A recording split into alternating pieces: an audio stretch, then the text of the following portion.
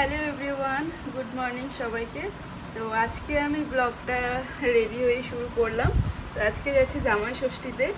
তো সকাল সকালই রেডি হয়ে গেছি, এখন প্রায় বাজে 7:30টার মতো। তো চলুন এবারে যাওয়া যাক বাপের বাড়ির উদ্দেশ্যে। আজকে আমি পুরোটাই আমার বাপের বাড়ি ব্লগ আপনাদের দেখাবো, কি রান্না হচ্ছে না হচ্ছে। তো চলুন দেখতে থাকুন আপনারা। তো দেখুন আজকে আমি রেডি হয়ে নিয়েছি, একটা কাশ্মীরি সিল্ক শাড়ি পরেছি। তো তার সঙ্গে হালকা কিছু গয়না পরে আজকে জাস্ট সিম্পল, যেহেতু গরম প্রচুর, তাই সিম্পলভাবে একদমই রেডি হয়েছি। তো চলুন আপনারা দেখতে থাকুন আমার এই ব্লগটা। আর আমার চ্যানেলটাকে প্লিজ প্লিজ সাবস্ক্রাইব করবেন সবাই। নমস্কার। তো আমি বেরিয়ে পড়েছি আমার বাপের বাড়ি যাওয়ার জন্য। আমার বাপের বাড়িটা খুবই কাছে, আমার শ্বশুর বাড়ি থেকে জাস্ট 15-20 মিনিটের দূরত্ব। তো আমরা দুজনে মিলে এখন যাচ্ছি হেঁটে। তো চলে এসেছি। চলে আসার পরে মা এখানে যে রিচুয়ালস আমাদের থাকে, আমাদের সেরকম কোনো নিয়ম নেই, শুধু ফোঁটা দেওয়ারই নিয়ম থাকে। তো মা এখানে চন্দন বেটে নিয়েছে, প্রথমে আমার জিজুকে ফোঁটা দিয়ে নেবে। তো এখানে সেই অনুযায়ী জিজুকে ফোঁটা দিয়ে নিচ্ছে। দেখুন, যেহেতু জিজু বড়, তো জিজুকে আমার ফোঁটা দিয়ে দিয়ে নিচ্ছে মা। আমার বড় দিকে দেখছি কীভাবে ফোঁটা দিচ্ছে, তো ভাবছি আমাকে কখন ফোঁটাটা দেবে আর কখন আমি লুচিগুলো খাবো। মানে দেখেই যাচ্ছে আমার বড় দিকে লুচিগুলো। সেই মতো আশীর্বাদে এটা দিয়ে দিল মায়ের গিফট পেয়ে গেল জিজুর থেকে। আর এদিকে হচ্ছে আমার বরকেও মা ফোঁটা দিয়ে নিচ্ছে। তো ফোঁটা দিয়ে আশীর্বাদ করে নিচ্ছে। দেখুন এই রিচুয়ালসগুলো না খুব ভালো লাগে, মানে বছরের এই একটা দিন এই যে শাশুড়ি জামাইয়ের যে এই আন্তরিক একটা ভালোবাসার যে মুহূর্ত, সেটা খুবই ভালো লাগে। তো দেখুন এদিকে আমাদের প্রিপারেশনও শুরু হয়ে গেছে। এদিকে বাবা নিয়ে এসছে, দেখুন অনেক বড় সাইজের একটা ইলিশ মাছ নিয়ে এসছে। মাছটা থেকে এত সুন্দর স্মেল বেরোচ্ছে কি বলবো, মানে কাটার পরই মাছটা খুব ফ্রেশ, মানে খুবই সুন্দর এবং খুব বড় সাইজের ছিল। এদিকে চিংড়ি মাছ নিয়ে এনেছে, চিংড়ি মাছটাও দেখুন মোটামুটি ভালোই বড় সাইজের এনেছে চিংড়ি মাছটা। আর এদিকে হচ্ছে মাটনটাকে দিদি ম্যারিনেট করে রেখে দিয়েছে।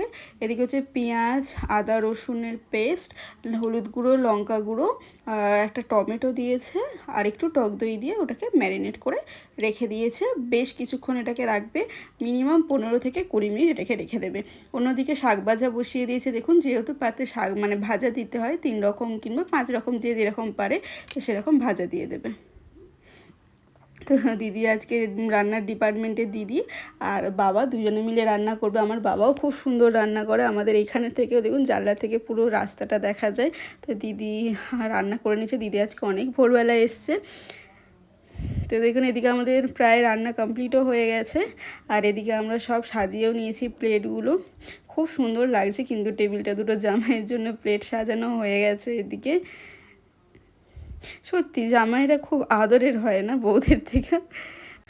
দেখুন কী কী রান্না হয়েছে আজকে আমাদের। ভাত, এখানে আছে আলু ভাজা, তারপরে আছে পটল ভাজা আর শাক ভাজা, তারপর চিংড়ি মাছের মালাইকারি, এটা হচ্ছে ইলিশ মাছ ভাপা, আর এদিকে আছে মাটনের লাল ঝোল আলু দিয়ে, চাটনি, আর এদিকে আছে পাঁপড়, আর এটা হচ্ছে আম দই দিদি বানিয়েছে, আর এটা হচ্ছে স্যালাড।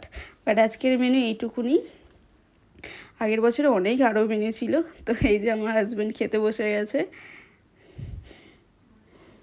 ভীষণ এক্সাইটমেন্টে আছে খাওয়ার জন্য। ও ইলিশ মাছ খেতে ভীষণ ভালোবাসে, দুটো জামাই ইলিশ মাছ খেতে ভালোবাসে বলে বাবা প্রত্যেক বছরই মোটামুটি 2 বছরই ইলিশ মাছ রাখা। আমি রান্না কেমন হয়েছে? আগেও খুব ভালো ভালো ভালো ভালো হয়েছে জিজু, রান্না ফার্স্ট ক্লাস। বাহ।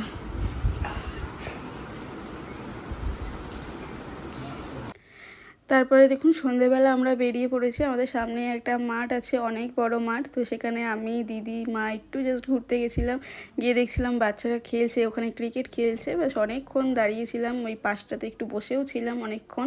সামনে একটা মন্দির দেখুন, আমাদের এখানে পঞ্চানন্দ ঠাকুরের মন্দির আছে একটা, খুব জাগ্রত মন্দির।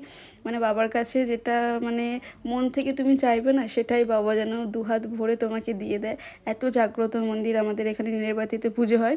আর হচ্ছে আমরা এবারে মা মেয়েরা যেটা হয় আর কি, অনেক দিন পরে এলে যা গল্প হাসি ঠাট্টা সব হচ্ছে দেখুন। তারপরে রাত্রিবেলায় রেডি হয়ে আমি একটু হাঁটতে বেরিয়েছিলাম সামনেটা, কারণ সারাদিন তো অনেক খাওয়া হয়ে গেছে। তো সেই কারণে আমি বললাম যে একটু হেঁটে আসি। তো একটু হেঁটে এলে মানে হজম হয়ে যাবে, সেই জন্য একটু হাঁটতে গেছিলাম। এই ভিডিওটা আজকে এই পর্যন্তই। তো আপনাদের যদি ভালো লাগে অবশ্যই সাবস্ক্রাইব করবেন, একটা লাইক করে দেবেন।